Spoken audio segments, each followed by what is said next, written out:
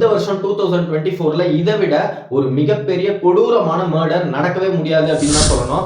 ஒரு 4 வயசு சின்ன குழந்தை, அந்த குழந்தை இன்னும் தாய்ப்பாலை கூட முழுசா குடிச்சு முடிக்கிற வயசு அதுக்கு வந்திருக்காது. அப்படியாப்பட்ட அந்த சின்ன குழந்தைய அந்த குழந்தையோட அம்மாவே கொடூரமா கதற கதற மர்டர் பண்ணியிருக்காங்க.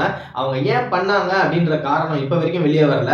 பட் என்ன நடந்திருக்கு அப்படின்னா, ஃபர்ஸ்ட் ஒரு கிளாஸ் பாட்டில் எடுத்து அவங்க தான் அவங்கள சூசைட் பண்ணிக்க ட்ரை பண்ணியிருக்காங்க. அதுக்கப்புறம் என்ன யோசிச்சாங்களோ டக்குன்னு அந்த குழந்தைய வந்து மர்டர் பண்ணி அவங்களோட டிராவல் பேக்குக்குள்ள வச்சு கோவால இருந்து பெங்களூர் வர்றதுக்காக ஒரு டாக்ஸியை புக் பண்றாங்க.